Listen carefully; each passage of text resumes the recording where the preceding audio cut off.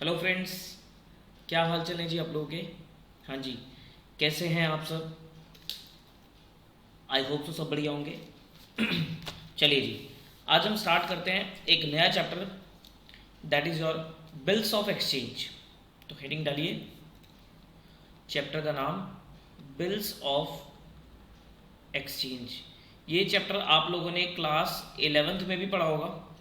11th class में अच्छे से पढ़ाया जाता है, डिटेल में पढ़ाया जाता है ये चैप्टर बिल्स ऑफ एक्सचेंज। उसी चैप्टर को हम डिस्कस करेंगे। बहुत बेसिक सा चैप्टर है, लेकिन कुछ बच्चे इस चैप्टर से थोड़ा सा घबराते भी हैं, कंफ्यूज हो जाते हैं, क्योंकि जर्नल एंट्रीज बहुत सारी होती हैं। लेकिन घबराना नहीं है, कंसेप्चुअली समझना है। बड़ा मज़ेदार चैप्टर है। इस चैप्टर में ना आपको दो टॉपिक्स पढ़ने हैं। एक पढ़ना है normal trading bills, normal trading bills, और एक पढ़ना है आपको accommodation bills. Normal trading bills and accommodation bills. Normal trading bills मतलब जो नॉर्मली बिजनेस में यूज करे जाते हैं, सेल परचेज की ट्रांजेक्शन होती हैं, बीआरबीपी की ट्रांजेक्शन होती हैं, तो वो नॉर्मली बिजनेस में यूज करी जाती है। एकोमोडेशन बिल्स होते हैं for the purpose of raising finance, पैसा उठाने के लिए जब बिल्स ऑफ एक्सचेंज का इस्तेमाल किया जाता है, that is known as accommodation bills. आपने क्लास 11 में नॉर्मल ट्रेडिंग बिल्स पढ़ा, एकोमोडेशन बिल आपने क्लास 11 में नहीं पढ़ा होगा। किसी बोर्ड में अगर पढ़ा होगा, किसी सीबीएसई में तो नहीं होता बेसिकली, अगर किसी और बोर्ड में होगा तो मुझे उसका आइडिया नहीं है, लेकिन सीबीएसई की अगर मैं बात करूं तो सीबीएसई में वो चीज़ नहीं थी।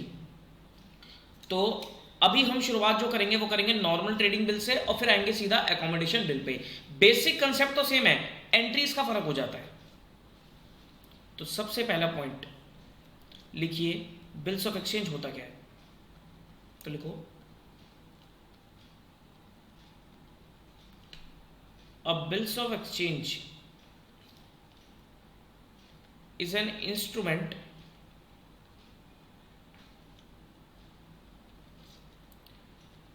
in writing containing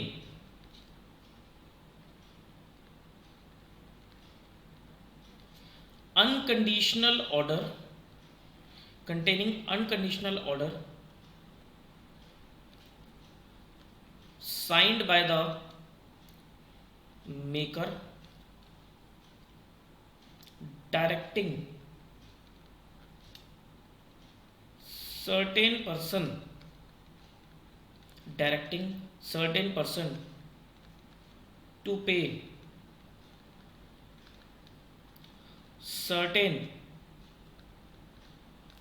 sum of money, certain sum of money only to or order of such person, only to or order of such person, or bearer of an instrument, bearer of an instrument। Sir ये जो definition उठाई गई है ना, ये definition उठाई गई है, एक होता है negotiable instruments act 1881, negotiable instrument act 1881, वहां पर बिल्स ऑफ एक्सचेंज डिफाइंड है। वहां पर बेसिकली ये सारे वो जो एक्ट है वो नेगोशिएबल इंस्ट्रूमेंट के ऊपर होता है। बिल्स ऑफ एक्सचेंज हो गया, प्रोमिसरी नोट हो गया, चेक्स हो गया, उनके ऊपर अप्लाई होता है। तो वहीं से ये डेफिनेशन को उठाया गया है। अब देखते हैं डेफिनेशन क्या कहती है, पढ़ो ध्यान से। वो कहता है अ bills of exchange is a instrument in writing, return form में होना चाहिए, containing N unconditional order. Bills of exchange एक ऐसा इंस्ट्रूमेंट होता है जो कि रिटर्न फॉर्म में होता है, जिसके अंदर ऑर्डर होता है, जिसके अंदर क्या होता है, ऑर्डर होता है। Signed by the maker, signed by the maker, कौन साइन कर रहा है, जिसने बनाया है वो ऑर्डर, वो साइन कर रहा है, और उसमें वो डायरेक्शन दे रहा है, directing certain person to pay certain sum of money only to or order of such person or bearer of an instrument. ध्यान से सुनो सर, बिल्स ऑफ एक्सचेंज एक ऐसा डॉक्यूमेंट होता है जो कि बनाया जाता है, जो कि बनाया जा रहा है, कौन से पर्सन द्वारा बनाया जा रहा है, जिसको किसी से पैसे लेने हैं, जिसको किसी से पैसे लेने हैं। तो उसने क्या करा, एक ऑर्डर दिया सामने वाले पर्सन को, और ऑर्डर में उसने सामने वाले पर्सन को डायरेक्शन दी है, उस ऑर्डर में, उस इंस्ट्रूमेंट में उसने सामने वाले पर्सन को क्या दिया साहब, डायरेक्शन दिया है। डायरेक्शन क्या दी है कि आपको कुछ सर्टेन सम ऑफ मनी पे करनी है, या तो मुझे पे करनी है, या फिर मैं इंस्ट्रक्शन दे रहा हूं इस फलाना व्यक्ति को पे करनी है, या फिर जिसके हाथ में ये इंस्ट्रूमेंट चला जाएगा उसको पे करना है। That is known as bills of exchange. दोबारा सुनो सर, बिल्स ऑफ एक्सचेंज एक पेपर है, समझ लो, जो एक पेपर है, ठीक है, वो पेपर पे क्या लिखा हुआ है, कुछ डायरेक्शंस लिखी हुई है। अगर मैंने वो पेपर बनाया है तो मैंने सामने वाले पर्सन को डायरेक्शन दी है, मैंने सामने वाले पर्सन को डायरेक्शन दी है कि भैया आपको इसके अंदर एक अमाउंट लिखा है, वो आपको इतने दिन के अंदर अंदर या इस डेट तक या तो मुझे पे करना है, या मेरे बिहाफ पे किसी और पर्सन को पे करना है, या फिर जिसके हाथ में ये कागज चला जाएगा उसे पे करना है। That is known as bills of exchange. तो कहने का मतलब क्या हुआ कि सर इसमें कितनी पार्टीज इन्वॉल्व होगी, इसमें सर हमारे सामने 3 पार्टीज आ गई। तो लिखो पार्टीज इन्वॉल्व। पार्टीज इन्वॉल्व कितनी पार्टी आ गई हमारे सामने, 3 पार्टी आ गई। पहली पार्टी तो कौन सी, ड्रॉर, जिसको मेकर भी कहते हैं, ड्रॉर और मेकर। ड्रॉर और मेकर कौन होगा सर, ड्रॉर और मेकर होगा the person who makes the order, who makes the order, जिसने ऑर्डर दिया है, जिसने ऑर्डर दिया है उसको हम क्या बोलते हैं, ड्रॉर बोलते हैं। उसने बीआर बनाया, उसने बिल्स ऑफ एक्सचेंज बनाया है basically. Second party is your acceptor, जिसने एक्सेप्ट किया, या फिर ड्रॉई भी कह सकते हो, एक्सेप्टर या ड्रॉई। एक्सेप्टर और ड्रॉई कौन हुआ, जिसने ऑर्डर को एक्सेप्ट किया है। अगर मैंने आपको ऑर्डर दिया, अगर मैंने आपको लिखकर कुछ ऑर्डर दिया तो मैं ड्रॉर बन गया, आपने उस ऑर्डर को एक्सेप्ट किया तब आप क्या बन गए, ड्रॉई बन गए या एक्सेप्टर बन गए। भाई ऐसा होता है ना कि मैंने आपको ऑर्डर दिया कि भैया आपको मुझे 10,000 रुपए पे करना है, तो मैंने आपको ऑर्डर दिया कि इस डेट तक मुझे 10,000 रुपए पे कर देना। मैंने तो ऑर्डर लिख के दे दिया, लेकिन आपकी एक्सेप्टेंस जरूरी है ना, आपकी एक्सेप्टेंस जरूरी है। अगर आप एग्री ही नहीं करोगे तो how will I receive 10,000 rupees. आप कहते हो कि सर 10,000 थोड़ी ना देने हैं, 9,000 रुपए देने हैं, तो मैं क्या करूंगा, मैं उस ऑर्डर को मॉडिफाई करूंगा, मैं कहूंगा अच्छा ठीक है 9,000 रुपए देने हैं, तो फिर आप एक्सेप्ट करोगे तो वो एक वैलिड बिल्स ऑफ एक्सचेंज बनेगा। तो आप क्या कहलाओगे, आप कहलाओगे एक्सेप्टर या drawing. The person who accepts the order, the person who accepts the order is known as drawee. Third कौन पर्सन हुआ, पेई। पेई कौन होता है, जिसको पैसा मिलना है। The person to whom amount is to be paid, amount is to be paid। Sir पैसा तो अगर आप और मैंने अपना और आपका एग्जांपल देखूं तो आप कहोगे सर पैसा तो आपको ही मिलना है, पैसा तो आपको ही मिलना है, तो सर आप ही ड्रॉर हो, आप ही पेई हो। बिल्कुल साहब, मैं ही ड्रॉर हूं, मैं ही पेई हूं। लेकिन कई बार क्या होता है, कई बार ऐसे इंस्ट्रक्शन मैं दे सकता हूं, उसमें लिख दूंगा कि भाई आप एक काम करना, जो आपको मुझे 10,000 रुपए देना है ना, आप मेरे ब्याह पे एक्स पर्सन को दे देना, क्योंकि हो सकता है ना मेरी उससे कुछ डीलिंग चल रही हो। तो मैंने क्या बोला कि एक काम करना, 3 महीने बाद जो आपको मुझे पैसे देना है ना, वो आप मुझे ना देकर एक्स पर्सन को दे देना। तो पेई कौन हो गया, पेई हो गया एक्स। लेकिन ड्रॉर कौन हुआ, ड्रॉर हुआ मैं। ड्रॉर कौन हुआ, मैं हुआ। ठीक है, अगर आप डेफिनेशन भी पढ़ोगे ध्यान से तो डेफिनेशन में भी लिखी हुई है चीज, दोबारा पढ़ो। अ bills of exchange is an instrument in writing containing unconditional order signed by the maker, signed by the maker मतलब मैंने बनाया, directing the certain person, certain person कौन हो आप, to pay certain sum of money, certain sum of money मेरे example में क्या है 10,000, ओनली टू मतलब या तो मेरे को, और ऑर्डर ऑफ सच पर्सन, या फिर मैं बोलूंगा मेरे यहाँ पे मिस्टर एक्स को दे दो, या फिर बियरर ऑफ एन इंस्ट्रूमेंट, मतलब हो सकता है कि मैं आपसे बिल एक्सेप्ट करके, बीआर एक्सेप्ट करके किसी और को एंडोर्स कर दूं, किसी और को ट्रांसफर कर दूं, तो आपकी ड्यूटी बनेगी कि आप सामने वाले दूसरे पर्सन को पेमेंट करो। बात समझ में आती है, बात समझ में आती है, यस सर। तो ये 3 पार्टी हमारे सामने क्या होती हैं कि इन्वॉल्व होती है in case of bills of exchange. अगर मैं इसमें कुछ आपको केसेस बना के दूं तो देखो जी, फॉर एग्जाम्पल ये है मिस्टर ए, मिस्टर ए को मिस्टर बी से, मान लो मिस्टर ए ने मिस्टर बी को सामान बेचा था, सेल्स करी थी 10,000 रुपये की, 10,000 रुपये की सेल करी थी। तो now mister B have liability towards mister A, now mister B have liability towards mister A. तो मुझे बताओ मिस्टर ए कौन हो गया, सर मिस्टर ए हो गया व्हाट, मिस्टर ए हो गया क्रेडिटर और मिस्टर बी कौन हो गया, डेटर हो गया। मिस्टर बी कौन हो गया, डेटर हो गया। सर कैसे, बी से पैसे लेने तो बी डेटर हुआ, ए को पैसा पे करना है तो ए कौन हुआ, क्रेडिटर हुआ। बिल कौन बनाएगा, बिल कौन ड्रॉ करेगा, सर बिल ड्रॉ करेगा कौन, मिस्टर ए। मिस्टर ए क्या करेगा, बिल को ड्रॉ करेगा, तो मैं मिस्टर ए को ड्रॉर भी कह सकता हूं और इसी एग्जांपल में वो पेई भी होगा क्योंकि पैसा भी मिस्टर ए को ही मिलना है। तो ड्रॉर कौन हो गया, मिस्टर ए, और पेई भी कौन हो गया, मिस्टर ए। और मिस्टर बी कौन होगा, मिस्टर बी होगा ड्रॉई। मिस्टर बी कौन होगा, ड्रॉई होगा या एक्सेप्टर होगा। अब होगा क्या, मिस्टर ए एक बिल तैयार करेगा, ऐसा एक डॉक्यूमेंट तैयार करेगा, एक डॉक्यूमेंट तैयार करेगा जिसके अंदर वो इंस्ट्रक्शन देगा, डायरेक्शन देगा, किसको, मिस्टर बी को डायरेक्शन देगा कि आपको मुझे 10,000 रुपए पे करने हैं इतने दिन के अंदर अंदर। फिर बी उसे क्या करेगा, एक्सेप्ट करेगा, तो फिर वो ए के लिए क्या बन जाएगा, बी आर, और बी के लिए क्या बन जाएगा, बी पी बन जाएगा। पॉइंट समझ में आता है, बोलो जी, पॉइंट समझ में आता है। ओके, दूसरा एग्जांपल देखो, मान लो mister A and mister B. Mister A ने सामान बेचा, मिस्टर बी को सेल करी, लेट्स से 10,000 रुपीज की, और मिस्टर ए ने मिस्टर सी से सामान खरीद रखा था। मिस्टर ए ने मिस्टर सी से सामान खरीद रखा था, परचेज करी हुई थी, अमाउंट सेम ही लेता है, लेट्स से 10,000 की, ठीक है जी।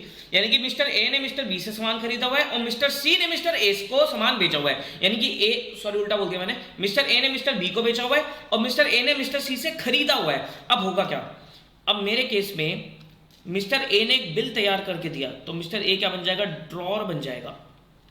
10,000 रुपए का बिल तैयार करके दिया और मिस्टर बी ने उसे क्या करा, एक्सेप्ट किया। मिस्टर बी ने उसे क्या करा, एक्सेप्ट किया, तो ये क्या बन गया, ड्रॉई बन गया। लेकिन मिस्टर ए ने इस बिल के अंदर, मिस्टर ए ने इस बिल के अंदर अपना नाम नहीं लिखा, उसने बोला एक काम करना, 3 महीने के अंदर अंदर ये पेमेंट आप किसको कर देना, ये पेमेंट आप कर देना मिस्टर सी को, ये पेमेंट आप किसको कर देना, मिस्टर सी को कर देना। तो यहां पर मिस्टर सी क्या बन गया, मिस्टर सी बन गया पेई। मिस्टर सी क्या बन गया साहब, मिस्टर सी बन गया पेई। मिस्टर ए हो गया ड्रॉर, बी हो गया ड्रॉई और सी हो गया हमारे केस में पेई। तो पेई कौन होता है, पेई वो पर्सन होता है जिसको पैसा मिलना होता है। ड्रॉर कौन पर्सन होता है, ड्रॉर वो पर्सन होता है जो ऑर्डर देता है। और ड्रॉई कौन होता है, जिसने ऑर्डर को एक्सेप्ट किया। बताइए जी, ये 3 चीजें क्लियर हुई, बोलो जी, ये 3 चीजें क्लियर हुई। तो अब एक बार डेफिनेशन को दोबारा पढ़ो, क्या कहता है, वो कहता है bill of exchange is an instrument in writing containing unconditional order signed by maker, maker की जगह आप ड्रॉर भी बोल सकते हो, directing the certain person, certain person कौन, ड्रॉई जिसने एक्सेप्ट किया, to pay certain sum of money only to मतलब उसको खुद को, और ऑर्डर ऑफ सच पर्सन जैसे हमारे केस में मिस्टर सी था, और बियरर ऑफ द इंस्ट्रूमेंट। सब बियरर मतलब क्या होता है, बियरर होता है कि अगर मान लो मिस्टर ए ने मिस्टर बी से बिल एक्सेप्ट कर लिया, मिस्टर ए ने मिस्टर बी से बिल एक्सेप्ट कर लिया तो बियर बन गया। अब मिस्टर ए मिस्टर सी को बाद में वो बियर एंडोर्स करता तो फिर क्या हो जाता, वो हो जाता bearer of the instrument. Bearer मतलब जिसके हाथ में जाएगा बेसिकली। बताइए पॉइंट समझ में आता है, ओके। ये तो थी बिल्स ऑफ एक्सचेंज के बाद। सर एक टर्म हमारे सामने ना कई बार प्रोमिजरी नोट भी आता है, कि ये प्रोमिजरी नोट सुना है हमने कई बार, प्रोमिजरी नोट, ये क्या होता है, लिखो।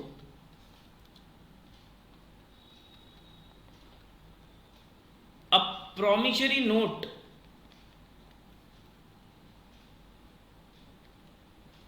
is an unconditional, is an instrument containing unconditional promise, वादा, containing unconditional promise signed by maker to pay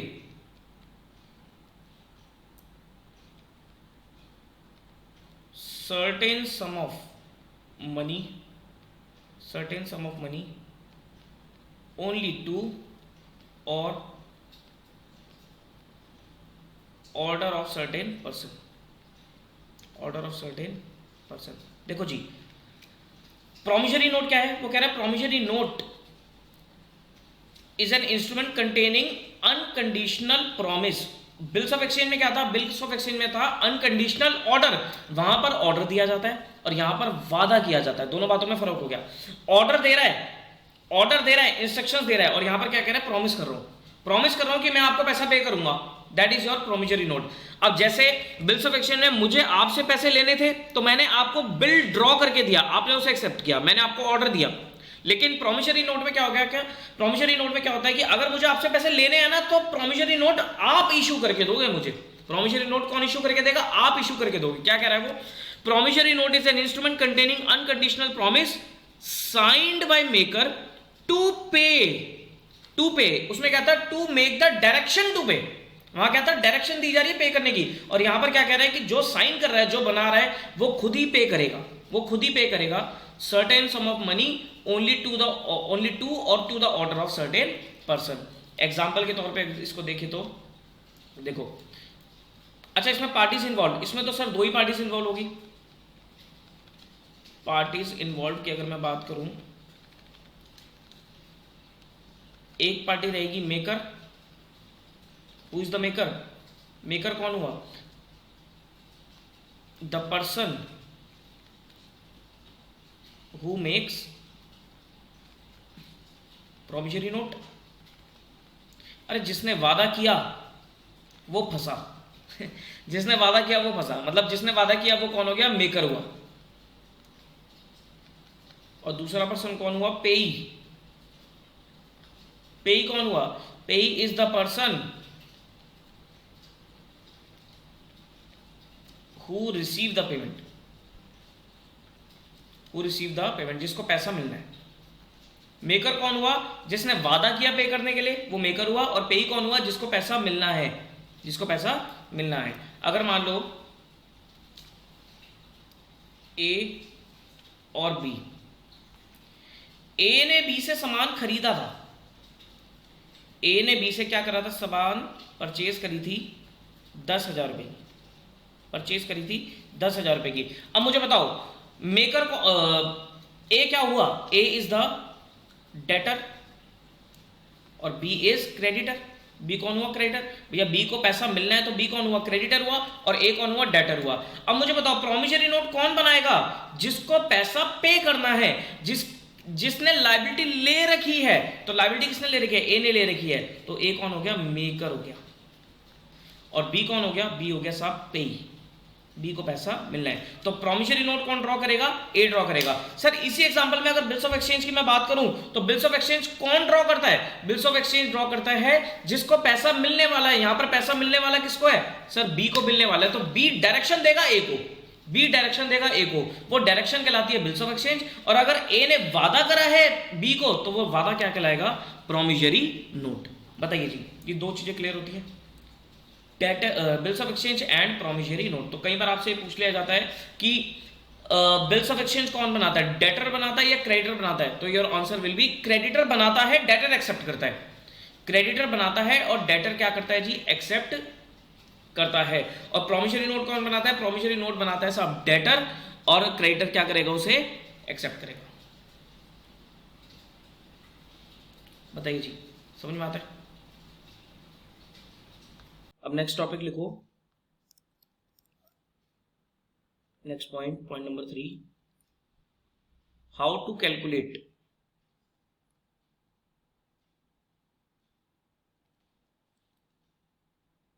due date of bill.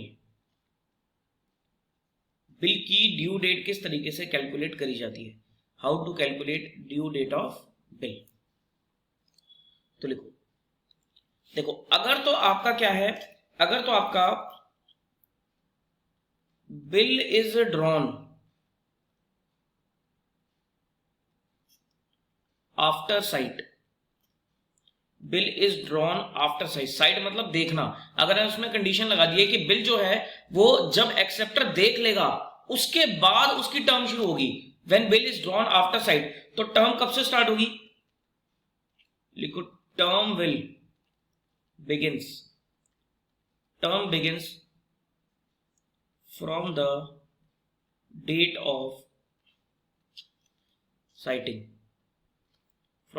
of citing, that is when bill is accepted. जब ड्रॉई bill को accept कर लेगा उसके बाद bill की term शुरू होगी, इसको बोलते हैं bill is drawn at sight. Bill is drawn at sight या आफ्टर साइट। अगर है हमारा bill is drawn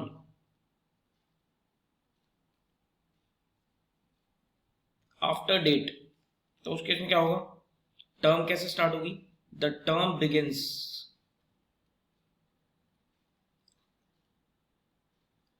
from the date of drawing bill, from the date of drawing bill।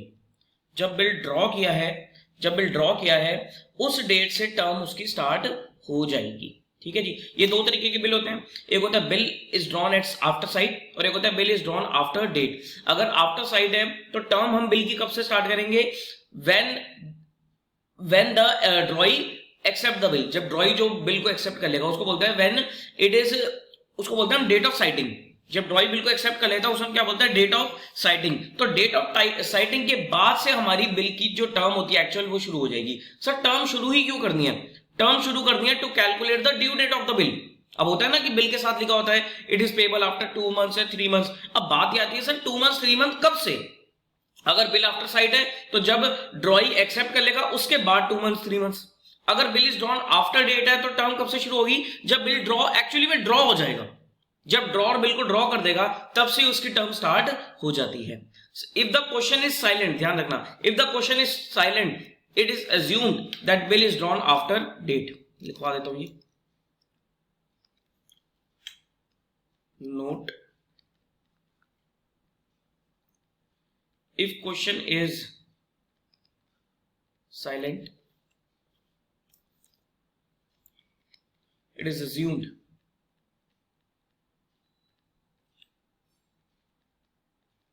bill is drawn after date। it is assumed bill is drawn after date। ठीक है जी। ये तो बात आ गई सर टर्म कब से स्टार्ट होगी। अब मैं अलग अलग केसेस में आपको बताता हूं ड्यू डेट कैसे कैसे कैलकुलेट करनी है। तो ये आपके सामने आ जाएंगे केसेस और ये हो जाएगा ड्यू डेट, केसेस और due date. Case number 1, case number 1, पहला केस क्या है, when bill is made payable on specific date. When bill is made payable on specific date, मतलब अगर बिल के साथ लिख दिया गया है पर्टिकुलर डेट लिख दी गई है कि ये बिल इस दिन पर ड्यू होगा, ये बिल इस दिन पर मैच्योर होगा, तो वो स्पेसिफिक डेट ही ड्यू डेट हो जाएगी। सर क्या उसमें 3 days ऑफ ग्रेस ऐड करोगे, आंसर इज नो। अगर स्पेसिफिक डेट होती है तो उसमें 3 days की जरूरत नहीं होती है क्योंकि वो तो सर पर्टिकुलर डेट फिक्स ही कर दी है ना, उसमें 3 days ऑफ ग्रेस नहीं होंगे। तो क्या लिखूंगा मैं, the specific date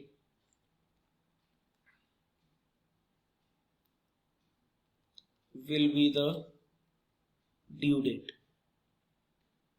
The specific date will be the due date। Point number B,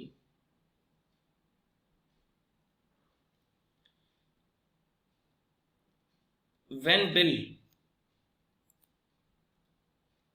is made payable, when bill is made payable after stated number of months. हाँ जी, अगर कुछ मंथ्स दे रहेगा कि भाई इतने महीने बाद, 2 महीने बाद या 3 महीने बाद, तो कैसे कैलकुलेट करना है, the due date will be calculated,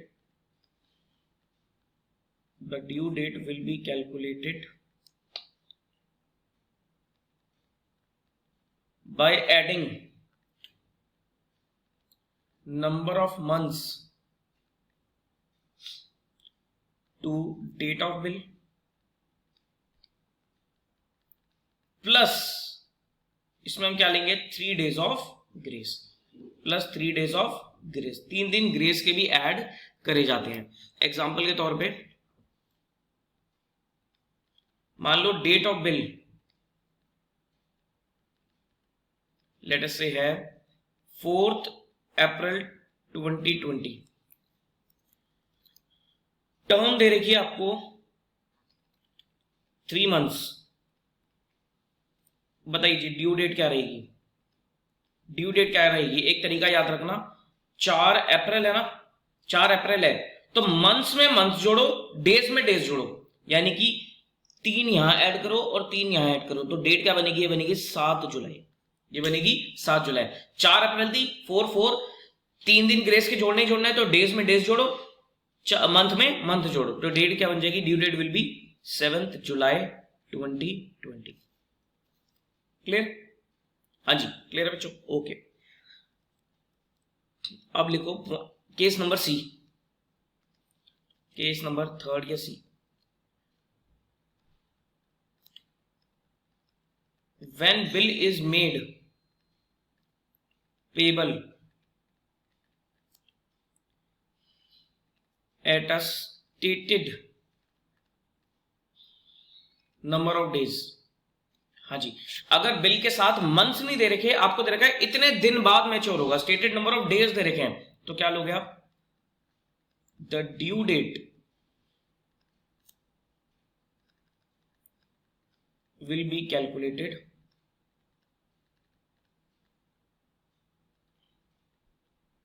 by adding number of days to date of bill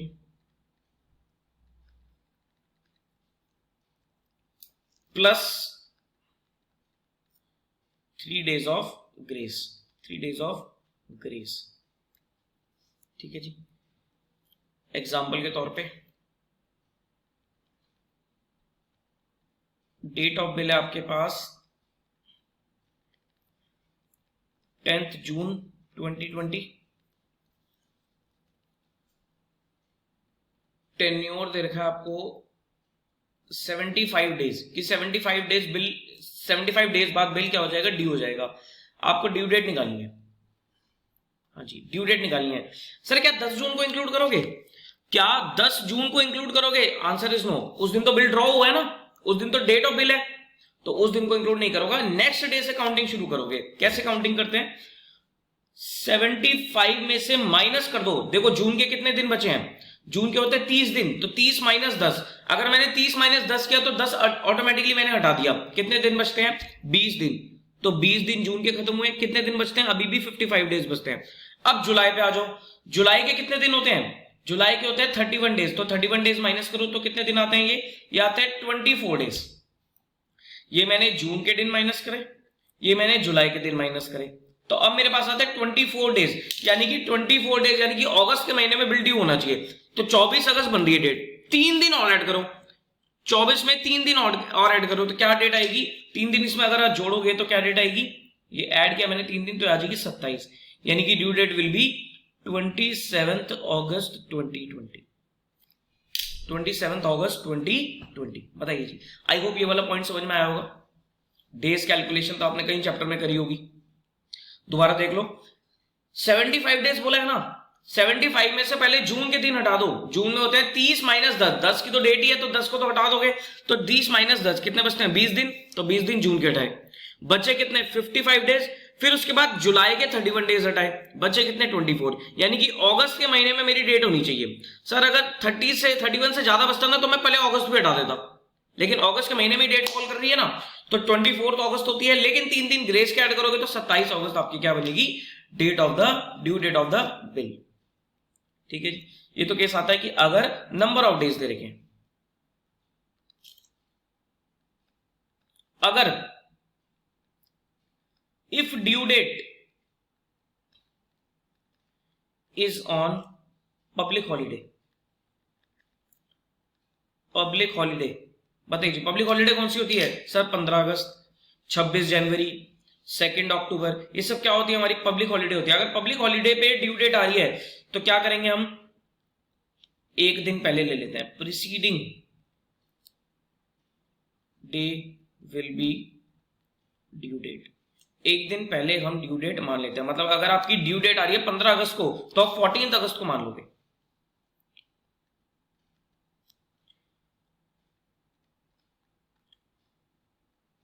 when due date is emergency holiday, अगर इमरजेंसी हॉलीडे छुट्टी, इमरजेंसी छुट्टी डिक्लेयर हो जाती है, सडन हॉलीडे हो जाती है, तो क्या करोगे आप? Obviously sir next day, the next following day will be due date, the next following day will be due date. ठीक है जी, ये पॉइंट समझ में आता है? Calculation of date of bill. Okay, अब लिखो जर्नल एंट्रीज। मेन जो पार्ट है वो साफ जर्नल एंट्रीज का ही है, बहुत ध्यान से समझनी है। जर्नल एंट्रीज, जर्नल एंट्रीज दोनों की मैं साथ में कराऊंगा, बुक्स ऑफ ड्रॉअर भी और बुक्स ऑफ ड्रॉई भी। ये बन जाएंगे आपके केस, ऐसे टेबुलर फॉर्म में डालना।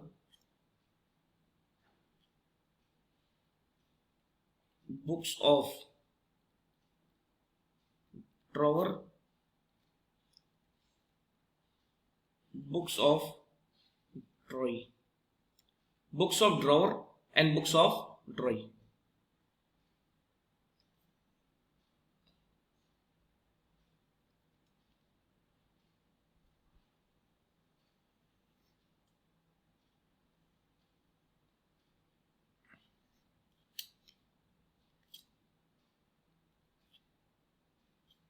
हाँ जी, पहला केस,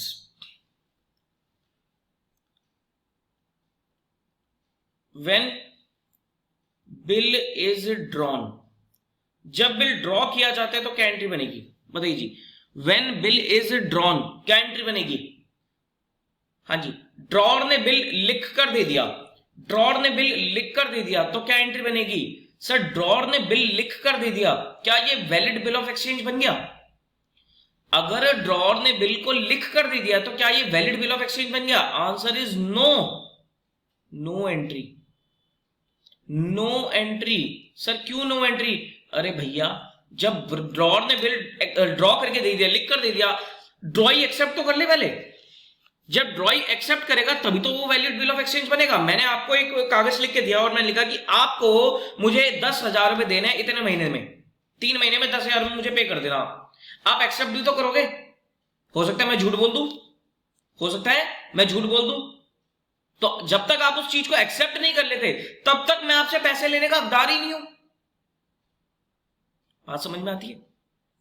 तो जब बिल ड्रॉ होता है तब कोई एंट्री नहीं बनती है। सेकंड, ये ध्यान रखना है, बहुत इंपॉर्टेंट पॉइंट होता है। व्हेन बिल इज एक्सेप्टेड, जब ड्रॉई बिल को एक्सेप्ट कर लेगा, जब ड्रॉई बिल को एक्सेप्ट कर लेगा तब एंट्रीज बनेगी, तब ड्रॉअर बोल सकता है कि मेरे पास बीआर आ गया, मेरे पास क्या आ गया? BR, BR debit to debtor, BR debit to debtor. Point समझ में आया? भाई मैंने आपको कागज लिख के दिया, उस पर लिख के दिया कि आपको मुझे 3 महीने बाद 10,000 रुपए पे करने हैं, तो जब मैंने लिख के दिया ना, कोई एंट्री नहीं बनेगी, कोई एंट्री नहीं बनेगी, क्योंकि मेरे पास कोई राइट थोड़ा ना आपसे पैसे लेने का। जब आप एक्सेप्ट करोगे उस चीज को, जब आप एक्सेप्ट करोगे, when you will accept that thing, तब मैं बोल सकता हूं कि हाँ मुझे पैसे लेने हैं आपसे, हाँ मुझे आज पैसे लेने हैं आपसे। तो जब आपने बिल एक्सेप्ट किया तब मैं बोलूंगा कि मेरे पास बीआर बन गया है, मेरे पास एक एसेट क्रिएट हो गया बीआर के नाम का, और आप बोलोगे कि आपके पास एक लायबिलिटी क्रिएट हो गया बीपी के नाम की। Your entry will be creditor debit to BP, creditor debit to BP. Point समझ में आता है? थर्ड, ये तो उस दिन की एंट्री होगी जब बिल एक्सेप्ट हो गया। उसके बाद when bill is honoured on due date, when bill is honoured on due date. अब ड्यू डेट आ गई है, ड्यू डेट पे बिल हो गया ऑनर, ऑनर मतलब होता है मैच्योर हो गया, पैसे वैसे मिल गए, तो एंट्री क्या बनेगी सर, ड्रॉर को तो पैसे मिलने थे तो ड्रॉर की एंट्री डालेगा, ड्रॉर बोलेगा cash account debit to BR, drawer के पास तो पैसे आने थे, ड्रॉर एंट्री क्या डालेगा, cash account debit to BR, और ड्रॉई को पैसा पे करना था तो ड्रॉई के क्या एंट्री डालेगा, BP debit to cash, BP to cash, ठीक है जी। फोर्थ सर, अगर बिल इज डिसऑनर्ड, अगर bill is dishonoured on due date, sir bill हो जाता है डिसऑनर, मतलब ड्रॉई के पास पैसे नहीं है देने के लिए, ड्रॉई के पास पैसे नहीं है देने के लिए, ड्रॉई ने मना कर दिया पैसे देने से, तो ड्रॉर क्या बोलेगा, ड्रॉर बोलेगा कि फिर दोबारा अपना डेटर बनाएगा, उसे ड्रॉर फिर दोबारा अपना डेटर बनाएगा, एंट्री क्या डालेगा, डेटर डेबिट टू बीआर, वो कहेगा बीआर वीआर तो खत्म हो गया क्योंकि वो डिसऑनर हो गया, डेटर क्रिएट कर लिया दोबारा क्योंकि मुझे पैसे तो लेने ही है ना, पैसे तो लेनी है, तो एंट्री बनेगी डेटर टू बीआर। कहने का मतलब जो बिल ड्रॉ करने की एंट्री थी, जो एक्सेप्ट करने की एंट्री थी, बीआर बनाने की एंट्री थी, उसकी उल्टी एंट्री बनेगी यहां पर, और ये क्या एंट्री डालेगा, ये डालेगा बीपी टू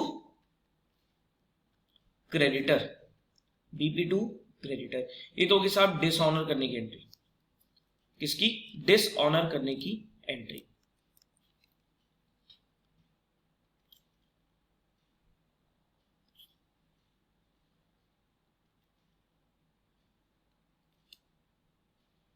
अब देखो आगे, entry number 5, when bill is discounted from bank. कई बार क्या होता है कि ड्रॉर को पैसे की नीड होती है, ड्रॉर को पैसे की नीड होती है, मेरे पास फॉर एग्जांपल मेरे पास एक बीआर पड़ा हुआ है, मेरे पास एक बीआर पड़ा है और मुझे पता है इस बीआर के अगेंस्ट मुझे 3 महीने बाद पैसे मिलने हैं, लेकिन मुझे आज ही पैसे की जरूरत है, तो मैं क्या करता हूं, मैं बैंक में जाता हूं और इस बिल्स ऑफ एक्सचेंज को डिस्काउंट करा लेता हूं, इस बीआर को डिस्काउंट करा लेता हूं। तो जब मैं बैंक के पास गया डिस्काउंट कराने, तो मुझे बैंक पैसा देगा, एंट्री डालेगी बैंक अकाउंट डेबिट, डिस्काउंट कराने की entry bank account debit, bank मुझसे कुछ चार्जेस भी ले लेगा, डिस्काउंटिंग चार्जेस, क्योंकि साहब बैंक अपना भी तो फायदा देखेगा ना, discounting charges debit to BR. अरे सोचो ना, बैंक का भी तो पैसा ब्लॉक हो रहा है ना, बैंक का भी तो पैसा ब्लॉक हो रहा है, मैं तो बैंक को एक कागज देकर आ रहा हूं और उस कागज के अगेंस्ट पैसे लेके आ रहा हूं, तो बैंक का पैसा ब्लॉक हो गया, तो बैंक क्या आएगा कि भैया चार्जेस लगेंगे, इसके चार्जेस लगेंगे, that is known as discounting charges. ये बैंकों की इनकम होती है, ये बैंकों की क्या होती है, इनकम होती है। कल को जाके आप banking company accounts, banking company financial statements के चैप्टर पढ़ोगे इंटरमीडिएट लेवल पे, तो आपको समझ में आएगा कि how discounting charges will be income for the bank, और कहां इसको शो किया जाता है, वो बात की बात है। तो कहने का मतलब हुआ कि अगर मेरे पास 10,000 का बीआर था और मैं बैंक के पास गया पैसे लेने, तो बैंक मुझे पूरे 10,000 नहीं देगा, बैंक 100-200 रुपए काट लेगा चार्जेस के नाम के। तो एंट्री क्या बनेगी, bank account debit, discount account debit, discounting charges debit to BR. Drawee का एंट्री डालेगा, सर ड्रॉई को तो कोई भी एंट्री नहीं डालनी, क्यों नहीं एंट्री डालनी, क्योंकि डिस्काउंट किसने कराया साहब, डिस्काउंट तो किसने कराया, डिस्काउंट तो ड्रॉर ने कराया, तो ड्रॉई थोड़ी ना कोई एंट्री डालेगा, ड्रॉई छोड़ देगा उसे।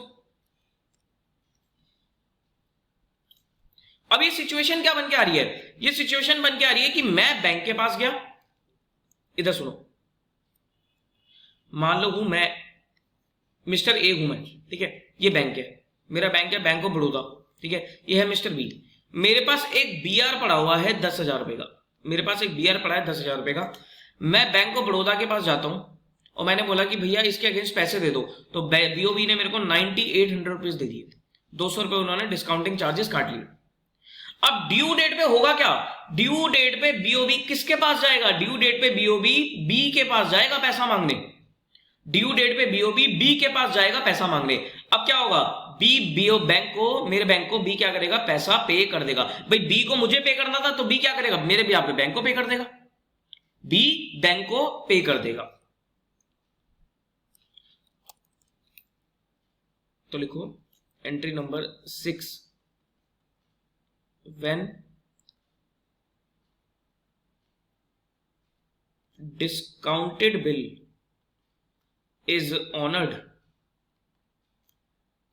on due date, when discounted bill is honored on due date, बताइए जी, जब डिस्काउंटेड बिल ऑनर हो जाएगा, जब डिस्काउंटेड बिल ऑनर हो जाएगा तो क्या एंट्री बनेगी, सोच के बताना। सर ड्रॉर तो कोई भी नहीं एंट्री डालेगा, ड्रॉर तो कोई भी एंट्री डालेगा, वो तो पहले ही बीआर को खत्म कर चुका। इधर देखो ना एग्जांपल में, बैंक ड्रॉई के पास जा रहा है पैसा मांगने, सर ड्रॉर का तो पिक्चर ही खत्म होगी, ड्रॉर की तो पिक्चर ही खत्म होगी, तो बैंक ड्रॉई के पास पैसे जा रहा है मांगने, तो ड्रॉर तो कोई एंट्री नहीं डालेगा ना, ड्रॉई को एंट्री डालनी पड़ेगी। ड्रॉई क्या एंट्री डालेगा, ड्रॉई डालेगा BP debit to cash, BP debit to cash, वो बैंक को पैसे दे देगा, बीपी टू कैश। अब केस आता है, सर अगर मान लो when discounted bill is dishonored, when discounted bill is dishonored, sir अगर जो डिस्काउंटेड बिल था वो हो जाता है डिसऑनर, कैसे? जब बैंक ऑफ बड़ौदा बी के पास पैसा मांगने गया, बी ने मना कर दिया देने से, बी ने मना कर दिया देने से, अब बैंक क्या करेगा, बैंक जबरदस्ती थोड़ी ना पैसे छीन लेगा बी से। अगर बी ने मना कर दिया पैसे देने से तो बैंक क्या करेगा, बैंक तो साहब ड्रॉर से पैसे मांगेगा ना, और बैंक इतना स्ट्रिक्ट होता है, बैंक ड्रॉर से पैसे मांगता नहीं है, बैंक ड्रॉर के बैंक अकाउंट से पैसे काट लेता है। बैंक कहेगा तुम दोनों बेवकूफों के चक्कर में मैं फंस गया, बैंक क्या बोलेगा कि तुम दोनों के चक्कर में मैं फंस गया, तो बैंक क्या बोलेगा कि भाई मेरे को लॉस नहीं करना, तो बैंक ए के अकाउंट से पैसा डिडक्ट कर लेगा, बैंक ए के अकाउंट से पैसा डिडक्ट कर लेगा। अब ए क्या कहेगा, ए क्या कहेगा कि यार ये तो क्या हो गया, ये तो बैंक ने मेरे अकाउंट से पैसा डिडक्ट कर लिया, तो बैंक बी को अपना फिर दोबारा डेटर बना लेगा। बैंक कहेगा ये पैसा तुम्हें ही देना है, मुझे ये पैसा तुम्हें ही देना है, बल्कि बैंक जो ए होता है ना वो थोड़े बहुत एक्स्ट्रा भी चार्ज ले लेते हैं, तो एक्स्ट्रा चार्ज तो हम क्वेश्चन के हिसाब से देखते हैं। अब मुझे बताओ, जब डिस्काउंटेड बिल डिसऑनर हो गया तो ड्रॉर की बुक्स में क्या हो रहा है, सर ड्रॉर की बुक्स में तो बैंक तो पैसा काट ही रहा है, तो बैंक अकाउंट क्रेडिट हो गया, लेकिन ड्रॉर क्या बोलेगा, ड्रॉर बोलेगा मैं बी को फिर दोबारा अपना डेटर बनाऊंगा, यानी कि debtors debit to bank, debtors debit to bank. और बी क्या बोलेगा, बी बोलेगा कि भैया बीपी डेबिट, बीपी खत्म करो और मेरी एक लायबिलिटी फिर दोबारा क्रिएट होगी क्रेडिटर के नाम की, ए के नाम की। पॉइंट समझ में आता है, पॉइंट समझ में आता है, बोलो पॉइंट समझ में आता है? हाँ जी सर। एक काम करना, इसमें ना नाम भी दे देना, थोड़ा अंडरस्टैंडिंग अच्छी हो जाएगी। इसको ए दे दो, ये है बी, ठीक है। तो यहां पर जहां जहां मैं डेटर लिख रहा हूं वहां वहां बी लिख लो, ये ए हो गया,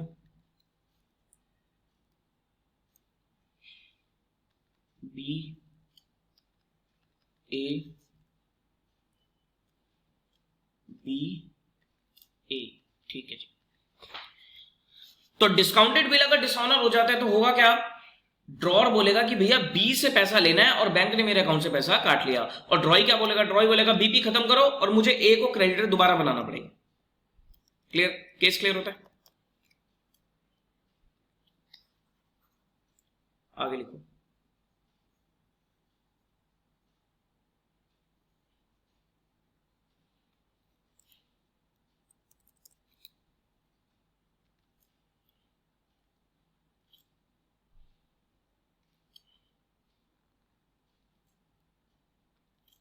एंट्री नंबर 8,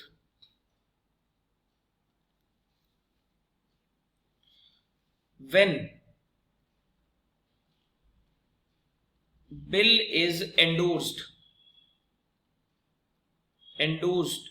to C। अब ए ने क्या करा, ए ने वो बीआर अपने क्रेडिटर को दे दिया, ए ने वो बीआर अपने क्रेडिटर को दे दिया। मतलब फॉर एग्जांपल मैं ए था, आप हो बी, मुझे आपसे बीआर मिला था और मेरा एक सी नाम का क्रेडिटर है, तो मैंने वो बीआर क्या करा, सी को दे दिया। मैंने कहा कि एक काम करना, ड्यू डेट पे जो मुझे बी से पैसे मिल रहे हैं ना, मैंने सी को बोला वो तू रख लियो पैसे, वो पैसे तू रख लियो।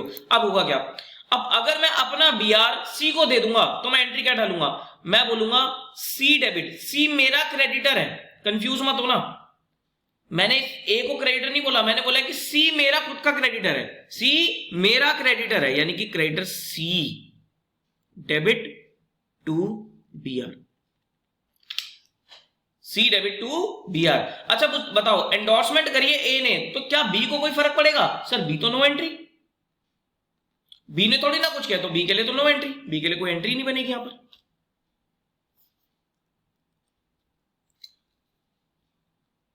Entry number 9, when endorsed bill is honoured on due date, when endorsed bill is honored on due date। Sir endorsed bill honor हो गया, मतलब अब क्या होगा, अब ड्यू डेट पे सी जाएगा बी के पास पैसा मांगने, सी जाएगा बी के पास पैसा मांगने, और अगर बी ने पैसा दे दिया तो सर मेरी तो पहली एंट्री खत्म होगी थी, मेरे लिए तो नो एंट्री, मेरे लिए तो नो एंट्री। और ये क्या एंट्री डालेगा, ये डालेगा BP debit to cash, BP debit to cash. और सी क्या एंट्री डालेगा, सर सी, अच्छा जब ये एंडोर्स बिल सी को मिला होगा, वैसे मैं सी का लिखवा नहीं रहा, अगर ये एंडोर्स बिल सी को मिला होगा तो सी ने क्या एंट्री डाली होगी, सी ने एंट्री डाली होगी BR debit to debtor, BR debit to debtor A. और जब सी को पैसा मिल जाएगा तो सी एंट्री डाल देगा cash to BR, cash to BR. अगर आप लिखना चाहो तो लिख लो, यहां लिखवा देता हूं कि साहब अगर ये वाली एंट्री सी डालता, ये वाली एंट्री सी डालता, तो सी क्या एंट्री डालता, सी एंट्री डालता BR debit to debtors A, A debtor था ना बीआर का, सी का, तो एंट्री डालेगा ये। और इस केस में ये वाली एंट्री क्या डालेगा, ये वाली एंट्री सी डालेगा, कैश मिल जाएगा तो वो एंट्री डालेगा cash account debit to BR, cash to BR. आ रहा है समझ में? सर सिंपल होती हैं ये चीजें, अननेसेसरी बच्चे इसका हाइप क्रिएट कर देते हैं। 10th, अगर मान लो when endorsed bill is dishonoured, sir अगर एंडोर्स्ड बिल डिसऑनर हो जाता है,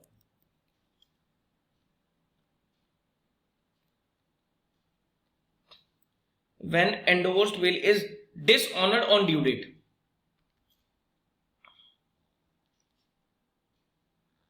होगा क्या? अगर एंडोर्स्ड बिल डिसऑनर हो गया तो क्या होगा, सोच के बताओ ना। सर सी जाएगा बी के पास पैसा मांगने, सी जाएगा बी के पास पैसा मांगने, बी ने मना कर दिया देने से, बी ने मना कर दिया देने से, तो सर सी तो मेरे से, सी तो ए से ही मांगेगा ना दोबारा। सी ने बोलता कि क्या तुमने बेवकूफ सा बीआर दिया था मुझे, वो तो पैसा देने से मना कर रहा है, तो सी तो ए से पैसा मांगेगा, तो मैं क्या बोलूंगा, मैं बोलूंगा कि भैया टू क्रेडिटर, जो सी मेरा क्रेडिटर था अब वो फिर दोबारा क्रेडिटर बन जाएगा, मुझे पैसा पे करना है। और मैं बोलूंगा कि ए, मैं बोलूंगा बी, मुझे तुझसे फिर दोबारा पैसा लेना है, तो मैं क्या बोलूंगा, डेटर डेबिट, मतलब बी से पैसा लेना है और सी को पैसा पे करना है, डेटर टू क्रेडिटर। आई बात समझ में? ये क्या एंट्री डालेगा, बी क्या एंट्री डालेगा, बी बोलेगा BP debit to creditor A, to creditor A. इसकी एंट्री सी क्या डालेगा, सी क्या एंट्री डालेगा, सर सी तो फंस गया था बेचारा, सी बोलेगा कि मुझे बीआर से कोई मतलब नहीं है, बीआर को खत्म करो, बीआर हटाओ, और बोलेगा डेटर ए, वो कहेगा ए भैया मुझे तुझसे पैसे लेने हैं, मुझे पैसे दे दियो टाइम पे, डेटर टू बीआर। आई बात समझ में? बोलो। चलो, तो ये हमारी एंट्रीज थी in case of normal trading bills. ये एक बेसिक एंट्रीज होती हैं आपकी, ये आपको ध्यान में रखनी है, ठीक है। अब इसमें छोटे छोटे कई सारे केसेस आएंगे, like retirement of bill, renewable of bill, insolvency of customer, ये सब चीजें आएंगी, वो हम एक एक करके डिस्कस करेंगे। मेन एंट्रीज ये आपकी बड़ी काम आएंगी। तो इसका मैं आपको एक एग्जांपल लिखवाता हूं, उससे ये और ज्यादा क्लियर होंगी। तो लिखो इसका example.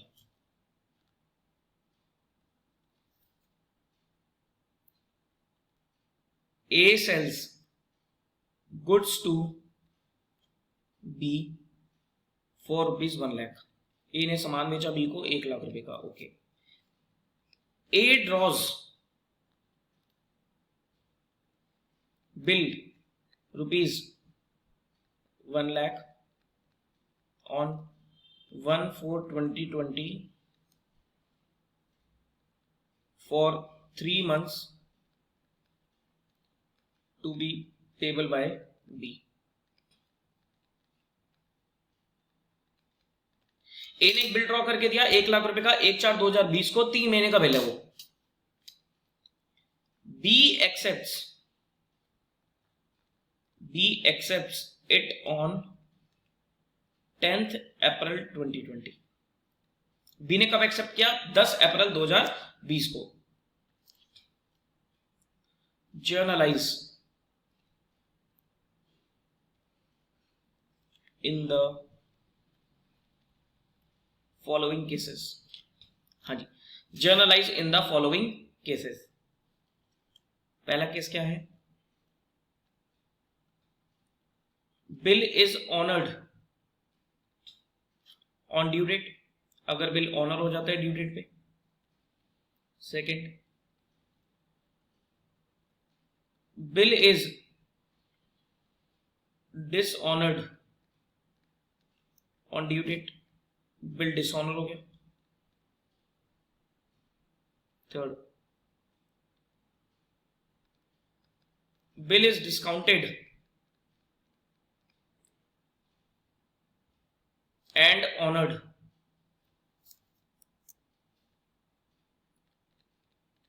on due date, bill is discounted and honored on due date।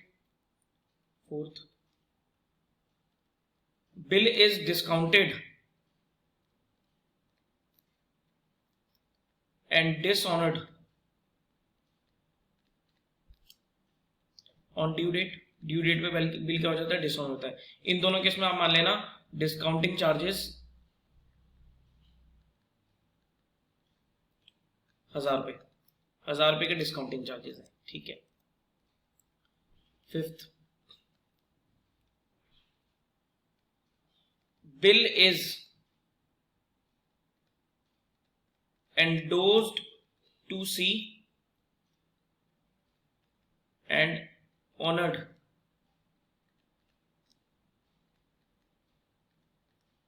on due date। Sixth, bill is endorsed to C and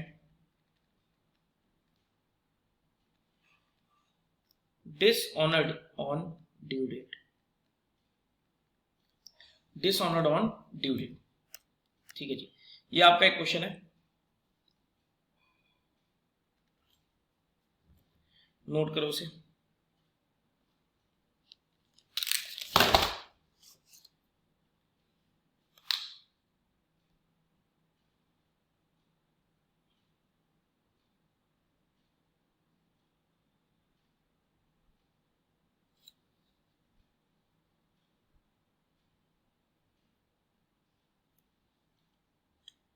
अब क्या कह रहा है वो कह रहा है ए ने बी को सामान बेचा 1 लाख रुपए का, ए ने बिल ड्रॉ किया 1 लाख रुपए का ऑन 1/4/2020, 3 महीने का बिल है, payable by B. B accepts, ये पॉइंट इंपॉर्टेंट है वाले कि sir B accepts it on 10th April 2020। जब ए ने 1/4 को बिल ड्रॉ किया कोई भी एंट्री नहीं बनेगी। जब बी ने उसे 10 अप्रैल को एक्सेप्ट किया तब वो वैलिड बिल्स ऑफ एक्सचेंज बनेगा। ठीक है जी। अच्छा, इस केस में मुझे ड्यू डेट बता सकते हो? What will be the due date? Question में बताओ मुझे, ड्यू डेट निकाल के बताओ ना। ड्यू डेट 10 अप्रैल से निकालो, सॉरी 10 अप्रैल को एक्सेप्ट किया, सॉरी 1 अप्रैल से निकालो 3 महीने का। सर 1 अप्रैल क्यों बोला? 10 अप्रैल को एक्सेप्ट किया है, 10 अप्रैल को एक्सेप्ट किया है, एंट्री 10 अप्रैल को डलेगी, लेकिन डेट ऑफ द बिल तो 1/4 ही है। हाँ जी, बिल ड्रॉ तो 1/4 को ही हुआ है, तो ड्यू डेट 1/4 से ही कैलकुलेट होगी। ये पॉइंट है। अच्छा, कि ड्यू डेट तो साहब 1/4 से कैलकुलेट होगी, तो 1/4 से 3 महीने जोड़ दो और 3 दिन ग्रेस के भी जोड़ो, तो ये बनेगी 1/4 4 जुलाई, 4 जुलाई 2020। पॉइंट समझ में आता है? अब एंट्री डालते हैं। चलो इकट्ठे बना लेंगे बिल्कुल। Solution, books of drawer, drawer कौन है? ए, बुक्स ऑफ बी। हाँ जी, फर्स्ट 1/4/2020 को कोई एंट्री डलेगी? सब नो एंट्री। 1/4/2020 को no entry, no entry, no no no no no no no no no entry. फिर आ जाओ 10/4 को, 10/4 को, 10/4 को अब बनेगा BR, BR debit to B, BR debit to B. कितने का बीआर था? 1 लाख रुपए का।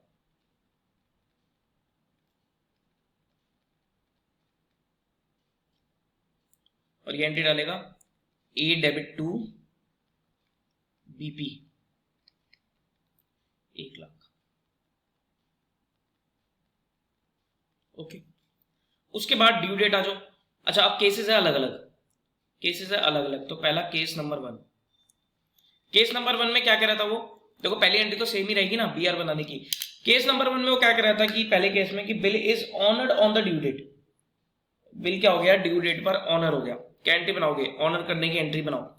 सर ऑनर करने की एंट्री, डेट है 4 जुलाई, 4/7/2020। ऑनर जब हो गया तो ऑनर होने की एंट्री बताओ, कैश आ जाएगा। तो एंट्री बनेगी cash account debit to BR, cash to BR 1 lakh. और ये क्या एंट्री डालेगा? ये डालेगा BP debit to cash 1 lakh.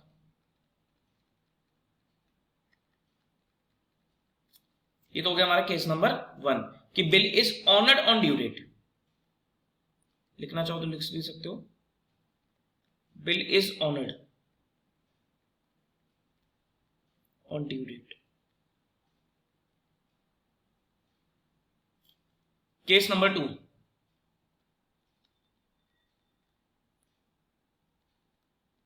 Bill is dishonoured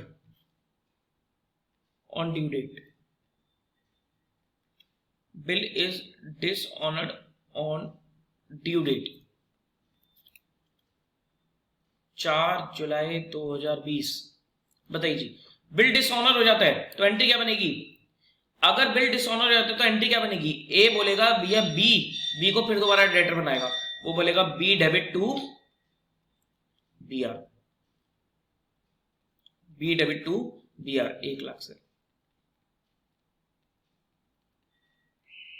और बी क्या बोलेगा? बी बोलेगा बीपी डेबिट टू ए, वो उसने ए को क्रेडिटर बना दिया 1 लाख से। अगर आप देखोगे तो बिल ड्रॉ जो हमने किया था उसकी रिवर्स एंट्री है ये, उसकी क्या है? Reverse entry. इस वाली एंट्री की ये रिवर्स एंट्री है। ठीक है जी। केस नंबर 3, केस 3, केस 3 में क्या था? Bill is discounted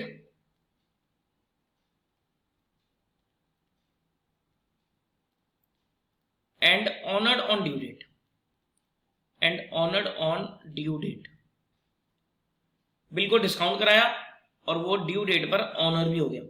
discount sir same day पे ही कराते हैं जिस दिन बीआर था, यानी कि 10/4 को, तभी तो डिस्काउंट का फायदा होगा ना। तो डिस्काउंट कराने की एंट्री बनाओ। सर ए डालेगा एंट्री, ए क्या बोलेगा? ए बोलेगा बैंक अकाउंट डेबिट, ए को पैसे चाहिए थे, बैंक अकाउंट डेबिट 1000 रुपए के चार्जेस थे तो 99,000 मिल जाएंगे उसे। डिस्काउंटिंग चार्जेस डेबिट 1000 से टू बीआर 1 लाख। और बी की बुक्स में, सर बी की बुक्स में नो एंट्री, क्योंकि बी ने थोड़ी ना कुछ कराया, ए ने डिस्काउंट कराया। अब ऑनर पे आ जाओ। अब जब ड्यू डेट आती है, ड्यू डेट थी हमारी 4 जुलाई 2020। अब ड्यू डेट पे आओ। ड्यू डेट पे क्या होगा सर? ड्यू डेट पे जब ऑनर ही हो गया तो इसको तो नो एंट्री, इसको तो पहले ही पैसे मिल गए थे। ये एंट्री डालेगा, ये एंट्री डालेगा बीपी डेबिट टू कैश। ये कैश किसके पास जाएगा सर? ये कैश बैंक के पास चला जाएगा। BP debit to cash 1 lakh. Clear?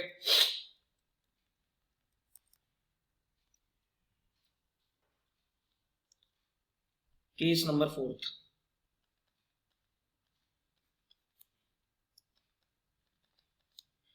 Case 4 था, bill is discounted and dishonoured. Bill is discounted and dishonoured on due date. Bill को डिस्काउंट कराया और वो डिसऑनर हो गया, तो 10/4 को डिस्काउंट कराने की एंट्री, हाँ जी, 10/4 को डिस्काउंट कराने की एंट्री विल रिमेन सेम। ये तो सेम एंट्री होगी, ये तो सेम एंट्री होगी डिस्काउंट कराने वाली, यही वाली एंट्री हो जाएगी ना, यही वाली एंट्री हो जाएगी। तो इसको एक काम करो, इंडिकेशन दे देता हूं कि साहब यही वाली एंट्री यहां पर सेम हो जाएगी। और बी की बुक्स में तो डिस्काउंटिंग की कोई एंट्री नहीं थी, नो एंट्री। अब बात आती है सर, ड्यू डेट पे बिल हो गया डिसऑनर। ड्यू डेट पे बिल हो गया डिसऑनर मतलब बैंक गया बी के पास पैसे मांगने और बी ने मना कर दिया देने से, तो बैंक क्या बोलेगा? बैंक बोलेगा, बैंक हमारे अकाउंट से पैसे काट लेगा टू बैंक, और मैं ये पैसे किससे मांगूंगा? मैं बी से मांगूंगा। मैं बोलूंगा B debit to bank 1 lakh. B debit to bank 1 lakh. उसके बाद बी क्या एंट्री डालेगा? बी डालेगा बीपी डेबिट, डिसऑनर हो गया ना, तो BP debit to A 1 lakh.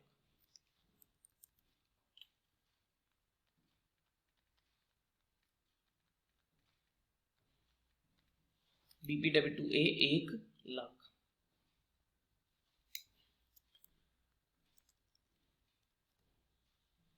Case number 5।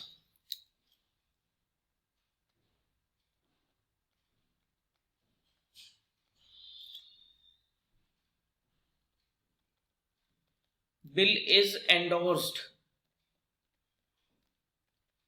To C and honoured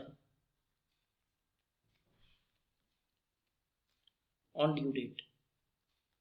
Bill is endorsed to see and honored on due date. Bill endorse कर दिया और ड्यू डेट पे ऑनर हो गया। सर अगर एंडोर्स किया, पहले एंडोर्समेंट की एंट्री डालो। एंडोर्स कर दिया तो सी डेबिट करेगा, क्योंकि सी क्या होगा? सी ए का क्रेडिटर होगा, तो सी ने वो बीआर किसको दे दिया? ए ने वो बीआर किसको दे दिया? सी को। तो C debit to BR, amount is 1 lakh. क्या बी कोई एंट्री डालेगा? सर बी थोड़ी ना कोई एंट्री डालेगा, नो एंट्री। अब अगर मैं बात करूं सी की बुक्स में बता सकते हो सी की बुक्स में क्या एंट्री डालेगी? जैसे रिक्वायरमेंट नहीं है लेकिन स्टिल सी की बुक्स में एंट्री बताओ। सर सी को बीआर मिलेगा तो सी एंट्री डालेगा बीआर डेबिट टू ए से मिला ना 1 लाख।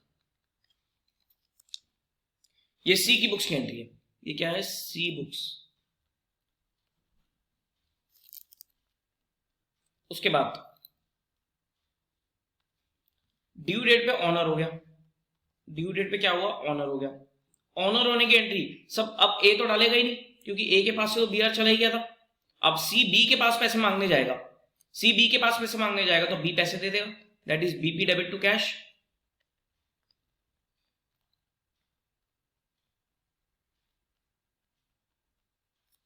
और सी को पैसे मिल जाएंगे तो सी क्या एंट्री डालेगा? सी बोलेगा cash debit to BR, cash debit to BR 1 lakh 1 lakh. बोलिए जी। उसके बाद last case, case number 6।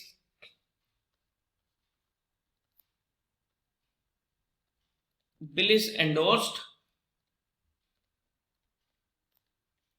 To C and dishonoured on due date, यानी कि जो एंडोर्स्ड बिल था वो डिसऑनर हो गया, एंडोर्स्ड बिल जो था वो डिसऑनर हो गया। तो साहब 10/4 को एंडोर्स की तो एंट्री सेम रहेगी, एंडोर्समेंट की एंट्री सेम रहेगी, सेम, कौन सी वाली सेम, ये वाली एंट्री सेम।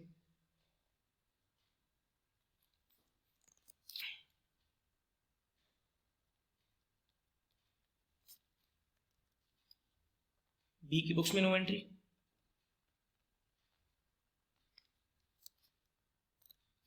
उसके बाद जब डिसऑनर हो गया 4 जुलाई को, जब ये बिल डिसऑनर हो गया, यानी कि हुआ क्या होगा, सी बी के पास गया पैसे मांगने, बी ने मना कर दिया, सी बी के पास गया पैसे मांगने और सी ने मना कर दिया, तो सी हमसे पैसे लेगा, तो हमें बी को अपना दोबारा डेटर बनाना पड़ेगा और सी को अपना क्रेडिटर बनाना पड़ेगा 1 लाख से।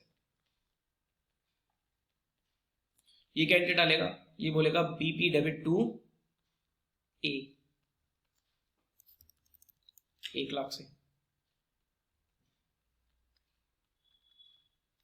और साहब सी क्या एंट्री डालेगा, सी बोलेगा कि बी आर डिसऑनर हो गया, तो वो कहेगा ए से पैसे लेने हैं, ए को डेबिट करेगा टू बी आर 1 लाख। आया पॉइंट समझ में? ठीक है जी, तो ये कॉम्प्रिहेंसिव सा एग्जांपल था, इसमें मैंने सारे केसेस डिस्कस कर लिए। तो आई होप अब आप एंट्रियों में कोई गड़बड़ी नहीं करोगे, ये एंट्री आप ध्यान रखोगे।